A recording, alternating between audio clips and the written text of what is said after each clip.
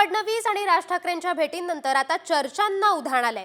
युतीच्या चर्चा उघडपणे होत नाही असं भाजप नेते सुधीर मुनगंटीवारांनी म्हटलंय, तर मनपाबाबत चर्चा झाली असू शकते अशी प्रतिक्रिया अजित पवार गटाचे छगन भुजबळ यांनी दिली आहे। तर या भेटीमुळे शिंदे सेनेवर परिणाम होणार नाही असं शिंदे सेनेचे नेते संजय शिरसाट म्हटलंय।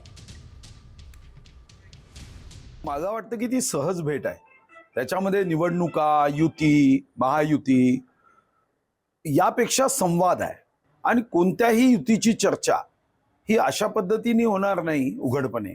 पहिल्यांदा तर त्या संदर्भात एकमेकाचा भाव, एकमेकाशी संवाद केल्यानंतर दोघांची सोबत एकत्र येण्याची इच्छा आहे का असं तपासलं जातं आणि हे उघडपणे कधीच तपासलं जात नाही।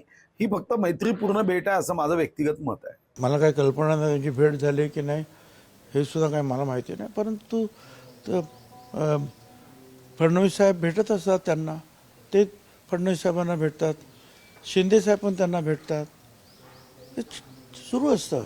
आणि कदाचित त्या निवडणुकांच्यासाठी काही चर्चा आहे की काय मला काही कल्पना नाही, पण असू शकते, नाही असं नाही। मुंबई महानगरपालिकेच्या दृष्टीनं ती भेट असू शकेल।